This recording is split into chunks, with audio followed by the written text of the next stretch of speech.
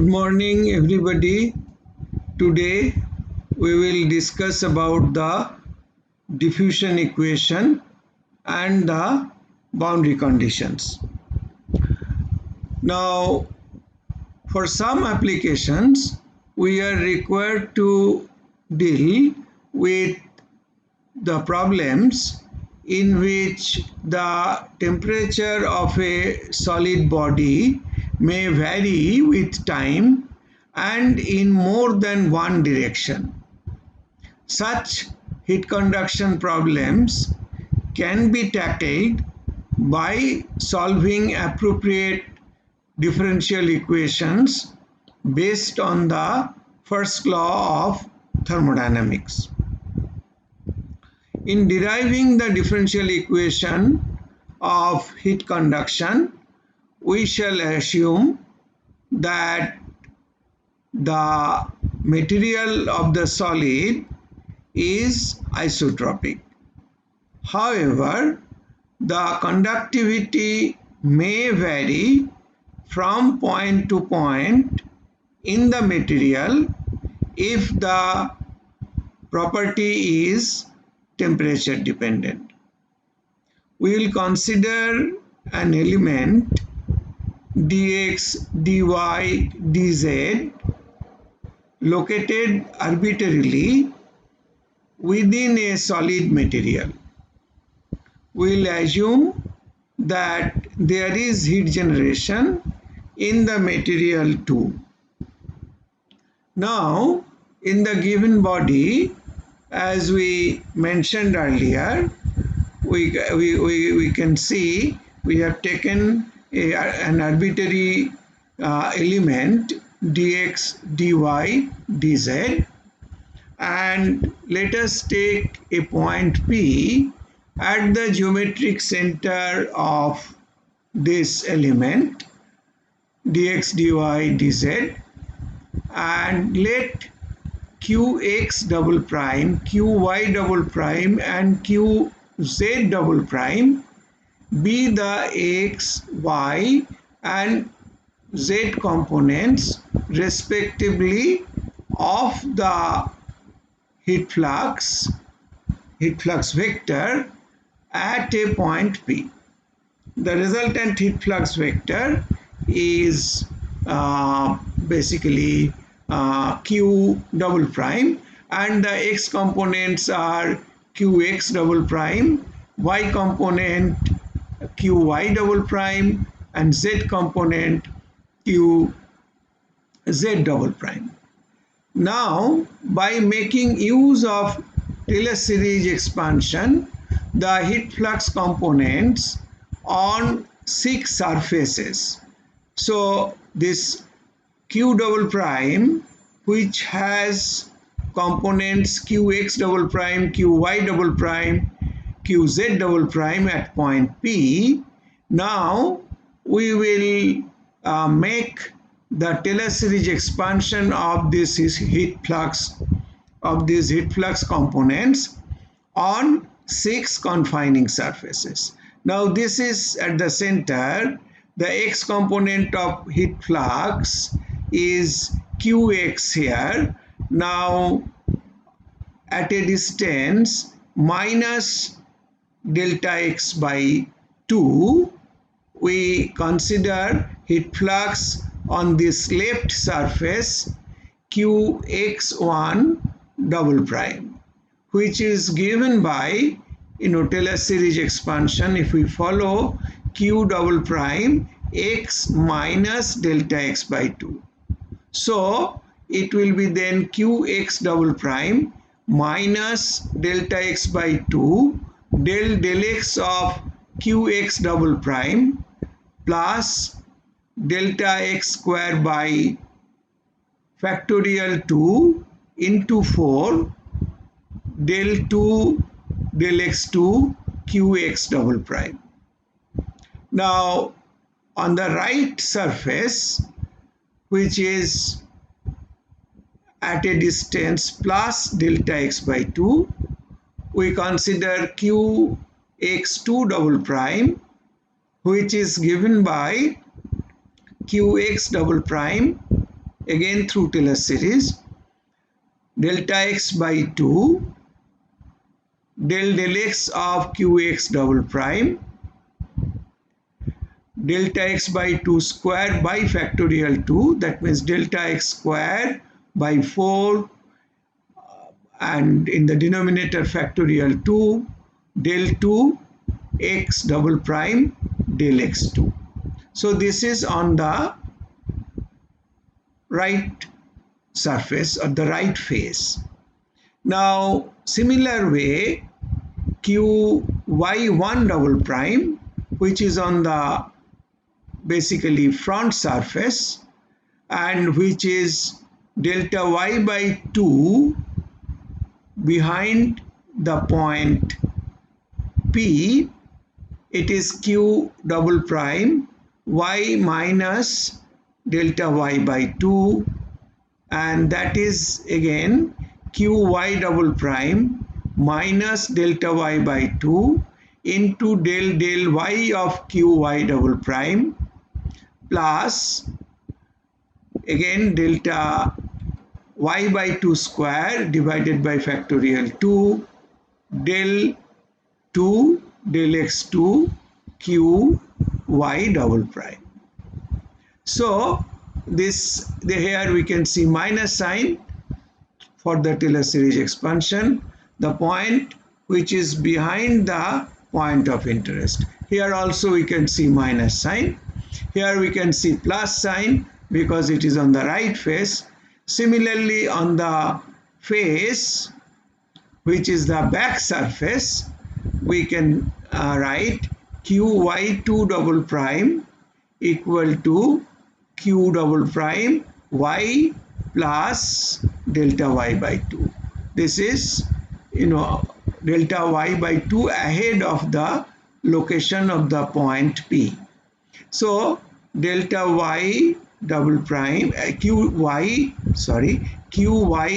double prime plus delta y by 2 del y of qy double prime plus delta y by 2 square divided by factorial 2 into del 2 del y2 of qy double prime, and this is plus. So this is minus, this is plus, this is minus, this is plus. Here all the components, the second derivative, are having positive sign. Now in a similar way we have done up to the heat flux at the back surface. Just for smooth continuity, we have repeated the expressions for qy1 double prime and qy2 double prime. Now at the bottom surface, this is qz1 double prime. This is given by q double prime z minus delta z by 2. So this is delta z by 2 below the location of point P. So that is why qz double prime minus delta z by 2 del x of qz double prime plus delta z by 2 square divided by factorial 2 del 2 qz double prime del z2. Similarly, qz2 double prime, that is the heat flux at the top surface, q double prime z plus delta z by 2 equal to qz double prime plus delta z by 2 into del x of qz double prime plus delta z by 2 squared divided by factorial 2 into del 2 qz double prime del z2 at point P. Here again we can see that the first derivatives will have alternate negative and positive signs, and the second derivatives are having, the expressions are all having positive sign. So now we can calculate decrease of energy of the element due to the net outward flux in x direction. And that will be clearly, if you look at it, qx2 double prime minus qx1 double prime. And then we can write basically del x of qx double prime at point P into delta x plus del 3 del x3 qx double prime 2 del x cube divided by factorial 3 into 2q. So plus and this is the heat flux into the area, so total energy delta y into delta z. So this surface is delta z into delta y into delta z. So this entire surface, left surface and right surface, will come into play, and delta y into delta z. Dz, dy dz, we are writing delta y into delta z plus higher order terms. Similarly, net outward flux in y direction, so that will be then again q y2 double prime, that is the heat flux at the back surface into the total area, minus qy1 double prime at the front surface into total area, and this area is delta x into delta z. Dx dz we have written, and instead the quantity, the magnitude wise, we can say delta x and delta z. So we can write del y of qy double prime at point P into delta y plus del y3 of qy double prime into twice delta y by 2 cube by factorial 3 into delta x into delta z plus higher order terms. So this way we can calculate, in z direction also. The time rate of change of, so this is basically energy that is leaving the element, dx dy into dz, or delta x delta y into delta z, that element, the energy that is coming in and going out, we are calculating a flux. Now time rate of change of internal energy of the element can be expressed in terms of the average temperature of the volume element, that is rho Cp into delta x into delta y into delta z.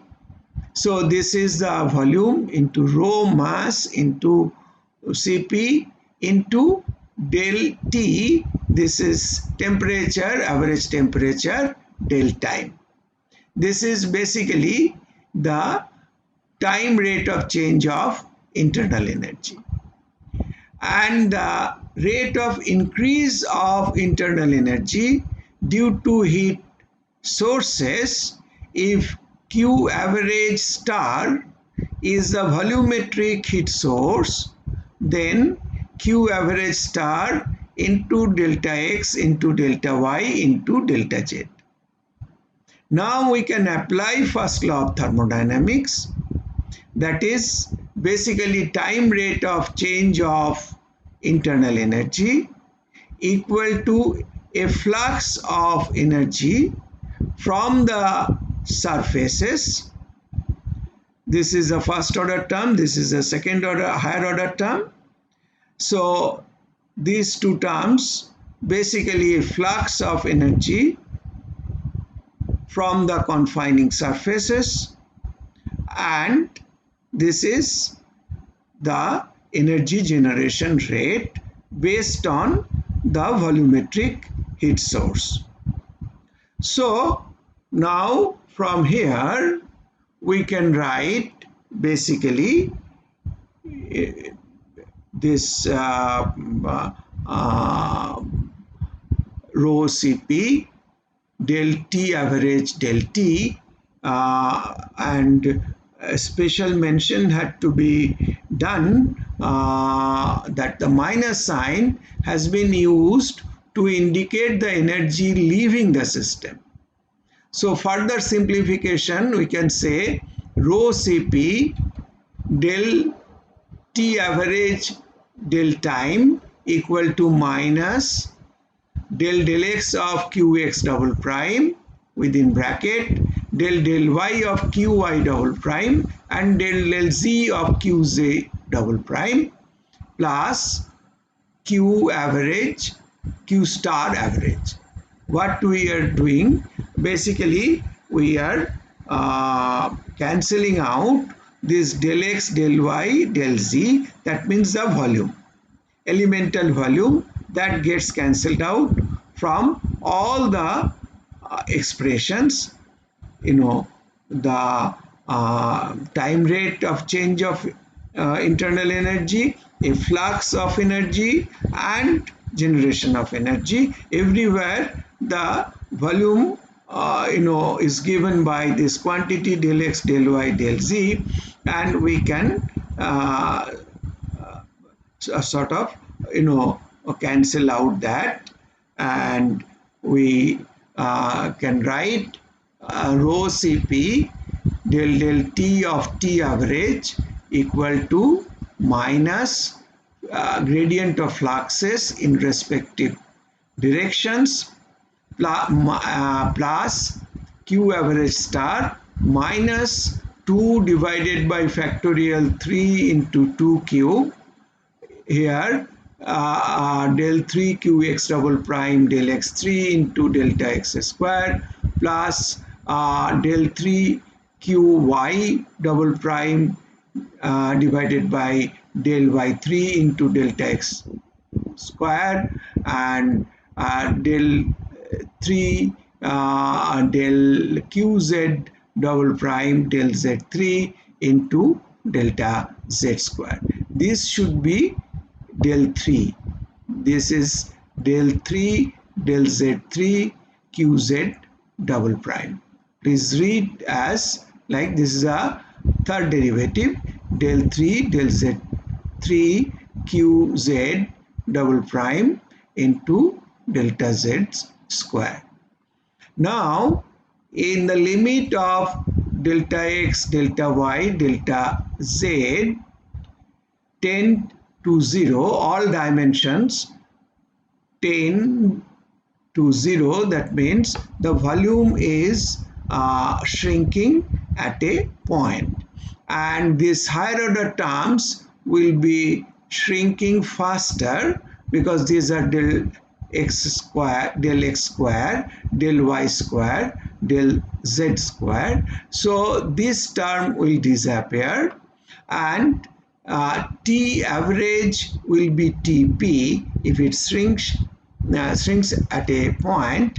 Q star average will be Qp average, and higher order terms will tend to 0. The final result will be rho Cp del T of Tp equal to minus grad dot Qp double prime plus Q star at point P.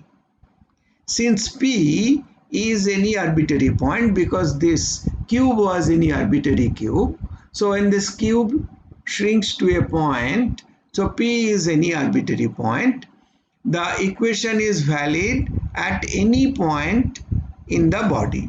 So we can write rho Cp del T, this T is temperature, del time equal to minus grad dot Q double prime plus Q star, where Q double prime is basically, this is resultant heat flux vector.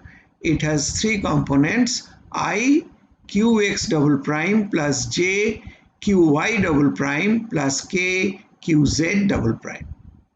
And the quantity Q star is Q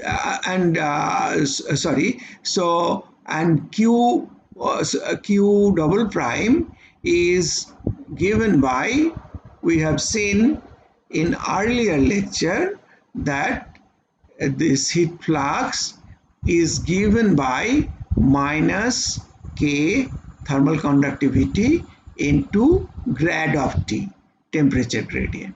So let me repeat that Q double prime can be written as I Qx double prime plus J Qy double prime plus K Qz double prime, and also Q double prime, this is the components of heat flux vectors in three mutually components of the heat flux vector in three mutually perpendicular directions, and the heat flux vector Q double prime is otherwise given by K into grad T. This we have seen earlier, that this is minus thermal conductivity into temperature gradient. Now we can write rho Cp del T del time equal to grad operator dot K grad T plus Q star. This Q star is rate of generation, volumetric heat generation rate.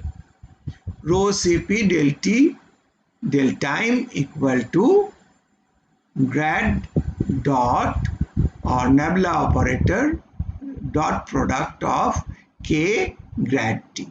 Now if we simplify this or work out this, we will get del x of K del x of T. So del x of K del T del x plus del y of K del T del y plus del z of K del T del z plus Q star, this is the volumetric heat generation rate, equal to rho Cp del T del time, del temperature del time. If the thermal conductivity is not a function of space, if it is constant for the isotropic material, then we can write del 2T del x2 plus del 2T del y2 plus del 2T del z2 equal to Q star by K equal to plus Q star by K, del 2T del x2 plus del 2T del y2 plus del 2T del z2 plus Q star by K equal to 1 by alpha del T del time. And this alpha is basically after dividing this by K, so this is becoming 1 by alpha. So K by rho Cp is alpha. So when K is coming to the right hand side, it is becoming 1 by alpha. Alpha is K by rho Cp, and this is thermal diffusivity. So alpha is the thermal diffusivity, K by rho Cp, and if we want to understand its implication, then this is thermal conductivity of the medium divided by rho Cp is nothing but thermal capacity. So a large value of alpha implies that a medium is more effective in transferring energy by conduction than it is in storing energy. Now, under the steady state condition, this temporal term can be dropped. We can write del 2t del x2 plus del 2t del y2 plus del 2t del z2 plus q star by k equal to 0. This is Poisson's equation for temperature. Now, in a similar way, what we derived in the earlier topic is basically heat conduction equation, governing equation. Depending on the situation, we can apply for unsteady state flows or unsteady state condition, unsteady state heat conduction, we can apply this equation, and steady state heat conduction, we can apply this equation, Poisson's equation. So it is, and basically this is the governing equation for heat conduction.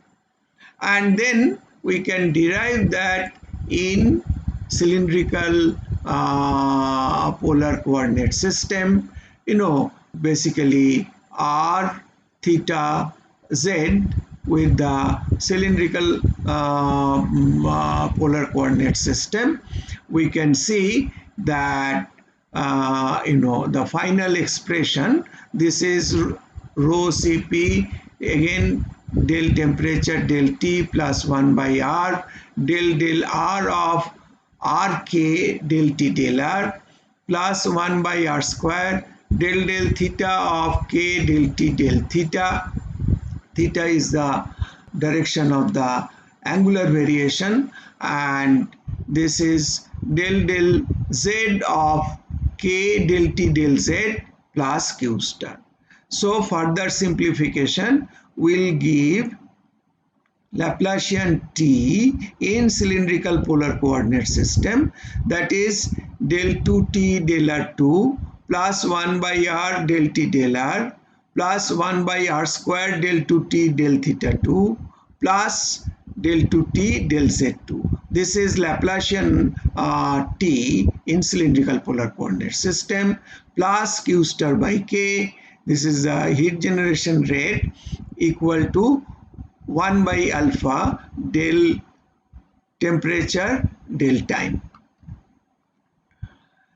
And if we extend the same similar analysis for the spherical coordinate system, that is basically r phi z defined by, then we can write the governing equation as 1 by r square del r of k r square del t del r plus 1 by r square sine square theta del phi of k del t del phi plus 1 by r square sine theta del theta into k sine theta del t del theta plus q star equal to rho Cp del temperature del time. So this is in spherical coordinate system. We require to choose specific coordinate system to analyze the given geometry or a given solid, where heat conduction solution is needed to find out finally the temperature distribution over that solid body. Now, three types of boundary conditions are commonly encountered. Here the conditions are being specified at the surface x equal to 0 for a one-dimensional problem. Number one, temperature distribution may be time dependent and designated as Txt.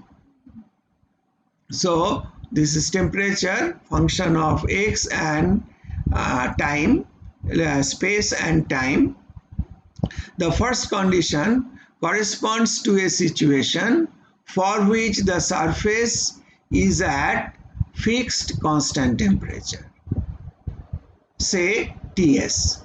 So we can write T0T at x equal to 0 at any time equal to Ts. So we can write here at x equal to 0, T is Ts. The second condition corresponds to the existence of a fixed or constant heat flux at the surface. So at the surface, basically a constant heat flux is maintained. So temperature variation may look like this, but minus K del T del X at x equal to 0 is Qs double prime. Heat flux is defined. The second condition corresponds to the existence of fixed or constant heat flux at the surface. We have seen that a special case of the second condition is perfectly insulated or adiabatic surface. Heat flux is 0. So del T del X at x equal to 0 is given by 0. It is basically condition for an insulated surface.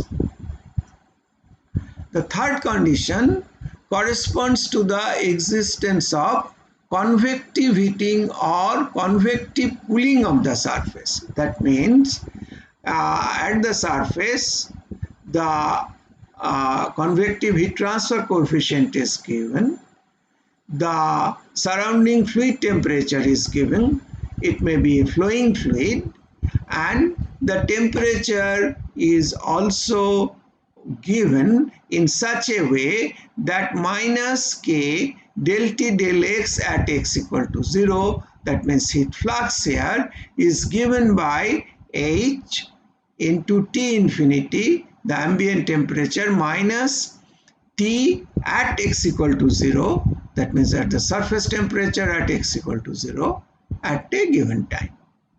So this is called convective heating or cooling condition.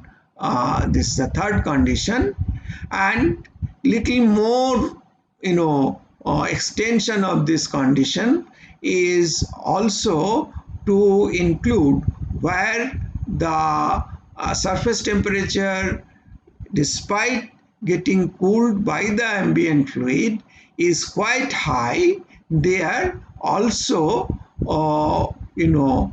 we can get the contribution to radiation. So you can see, because of this temperature gradient, Q double prime conduction, that means conduction heat flux, is defined at the surface, which is basically equal to the radiative heat flux and the convective heat flux. So Q conduction double prime equal to minus Q double prime convection minus Q double prime radiation, where this is at the surface minus K del T del X, convective component is H T2, T2 is the surface temperature minus T infinity, and radiative component is sigma into epsilon into T2 to the power 4 minus T infinity to the power 4. Sigma is Stefan Boltzmann constant, given by 5.7 into 10 to the power minus 8 watt per meter square Kelvin, and watt per meter square Kelvin, and epsilon is basically emissivity of the surface. And usually for complex condition we use effective emissivity, and then this is anyway less than 1, and T2 to the power 4 minus T infinity to the power 4. So temperature difference has to be very high, because we can see that to get effective contribution of radiation, because Stefan Boltzmann constant is 5.67 into 10 to the power minus 8. this multiplier, one has to look carefully. So basically that what is being conducted minus K del T del X at the surface equal to HT2 minus T infinity, the convective heat removal rate, plus sigma into epsilon emissivity into Stefan Boltzmann constant into emissivity into T2 power 4 minus T infinity to the power 4. So having done this, we can easily extend this analysis for one-dimensional steady-state conduction, and there if we have a plain wall or slab which has temperature Ts1 on one side, Ts2 on other side, the slab length is L, X is the direction of heat flux given by Qx double prime. So the governing equation will be ddx of K dt dx equal to 0. So K dt dx is C1, and again integrating we get T equal to C1 by K plus C1 by K into X plus C2. At X equal to 0, T is Ts1, so C2 is Ts1. At X equal to L, T is Ts2, so Ts2 is C1 by K into L plus Ts1. So from these two relationships, we can find out C1, this constant, Ts2 minus Ts1 by L into K, or Ts2 minus Ts1 into K divided by L. And C2 we have already found out. So solution is having basically C2 and C1. So C2 is Ts1 and C1 we can find out Ts2 minus Ts1 into K entire quantity divided by L. So Tx is basically Ts2 minus Ts1 by L into X plus Ts1. And the heat transfer rate is minus Ka dt dx. So here we can write Ka Ts1 minus Ts2 by L. And heat flux is heat transfer rate per unit area. So basically K Ts1 minus Ts2 divided by L, entire thing this entire quantity divided by A, the area through which heat flux is acting. So this divided by A, that means K Ts1 minus Ts2 into divided by L. So this is basically the heat flux. From here, a very important concept is suggested. We can say in particular there exists an analogy between diffusion of thermal energy and electrical charge, defining resistance as ratio of driving potential to corresponding transfer rate.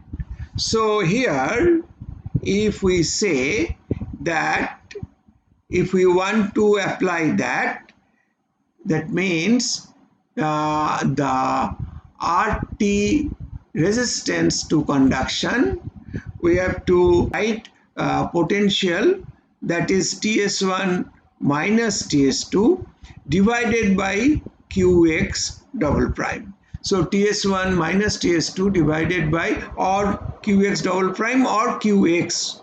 I mean, if we want to keep area, we can write X. So by Qx, that means heat transfer rate. So this expression, as we can see, Ts1 minus Ts2 by Qx Qx, heat transfer rate, this will be given by L by Ka.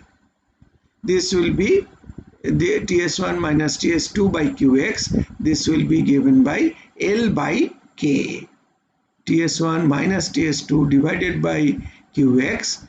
We transfer L to left hand side, Ka to left hand side. This becomes L by Ka. L by K. Similarly, we can write electrical resistance is Es1 minus Es2 by I, potential difference, divided by the current, and this is given by L, the length of the conductor, divided by sigma into A. So where this sigma is of course electrical conductance, and for thermal circuit K is the thermal conductance, and for the electrical circuit sigma is the electrical conductance. However, a thermal resistance may also be associated with heat transfer by convection at a surface.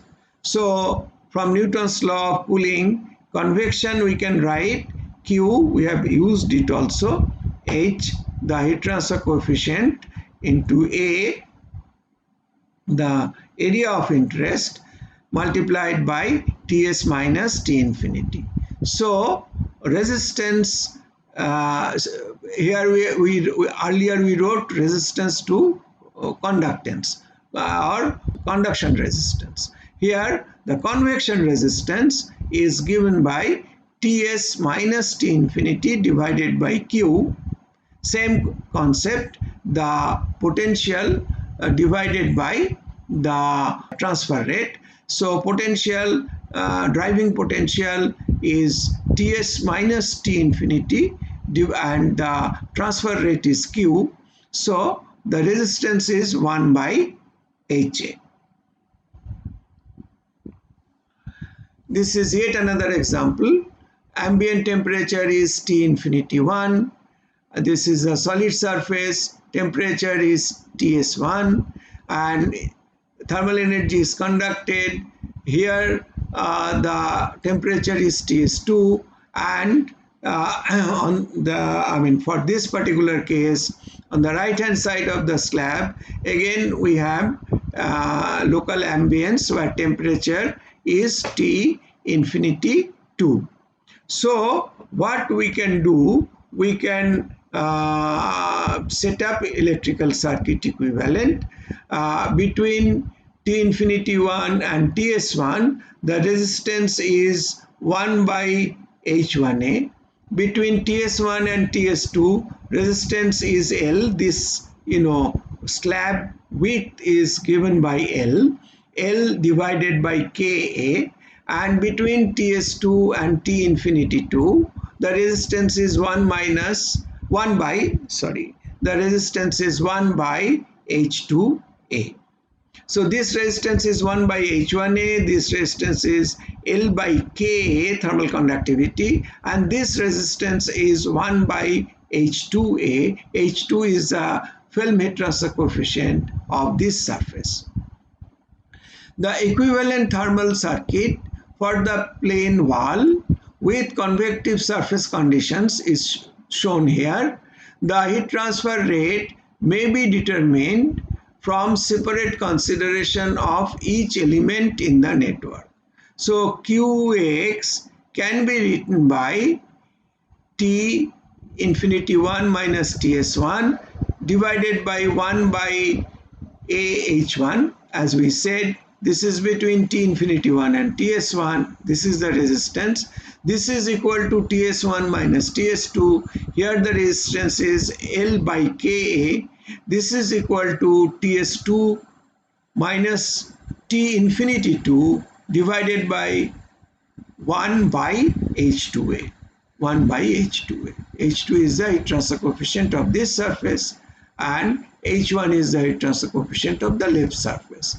H2 is the heat transfer coefficient on the right surface.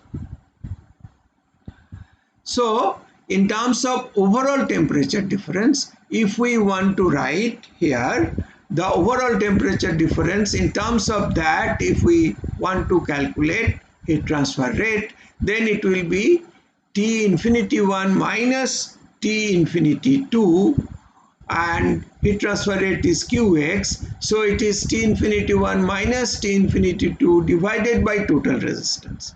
And what is the total resistance? Total resistance is 1 by H1A plus L by Ka plus 1 by H2A. So we can write Qx equal to T infinity 1 minus T infinity 2 divided by total resistance, whereas total resistance is given by 1 by H1A plus 1 by Ka, thermal conductivity, Ka, plus 1 by H2A. H2 is the film heat transfer coefficient of the right surface, on the right side, film heat transfer coefficient. So now this is becoming the R total. Now composite walls may also be used, like if we have a composite wall, one component is identified by E, this is one material, another component is identified by F, another is G, and another is H, and these are bond together, but material wise they are different. They have different thermal conductivity, and they also have different characteristics length or characteristics width, here L. And in this case, the equivalent circuit between T1 and T2 will be, you can see T1 and T2. First resistance is this resistance, so this is given by LE divided by KE into A, and say this surface is at a temperature T1 prime and this is at a temperature T2 prime. So then resistance between them are in parallel. One is LF divided by KF into A by 2, another is LG divided by kg into A by 2, and between T2 prime and T2 the resistance is given by LH divided by KH by A. This is again the different material having thermal conductivity KH and characteristics length LH. So LH divided by KH into A. Here the effective area is again the total area, whereas for F and G effective area of heat transfer was A by 2. So this becomes the equivalent circuit. We can take yet another example. For example, this block here, this element is made of H1, thermal conductivity K1, and length is L1. This is L2 length, and the effective transfer area is H2. Conductivity is K2. Here the effective transfer area. See, this is two-dimensional analysis. So basically area means H3 into the unit dimension which is perpendicular to the plane. So 1 into H3 is the effective heat transfer area, and L3 is the length. And again, this is the material is different. Here it is having thermal conductivity K4. This effective area is H4 into 1, and the length is, characteristics length is L4. So in the circuit between TS1 and T1, we have resistance given by L1 divided by K1 into H1. Between T2 and TS2, we have resistance, thermal resistance, given by L4 divided by K4 into H4. and between T1 and T2 these resistances are in parallel. So this is given by, top one is given by L2 divided by K2 into H2, and the bottom part of the resistance is given by L3 divided by K3 into H3. So this is what is basically we can see in the derivation of the diffusion equation. We have done that, and then we have also discussed about boundary conditions, and we have solved simple one-dimensional problem. Simple one-dimensional problems. Also, we have included the convective heat transfer surfaces, and found out the concept of thermal resistance. Now, this governing equation can be extended in a similar way for two-dimensional and three-dimensional heat conduction cases. So, we have studied generalized heat conduction case in all three dimensions, and we have solved one-dimensional problems from that. And as I said, that this can be extended to two-dimensional and three-dimensional heat conduction problems with the application of appropriate boundary conditions. Thank you very much. Thank you for your interest and your patience hearing. Thank you.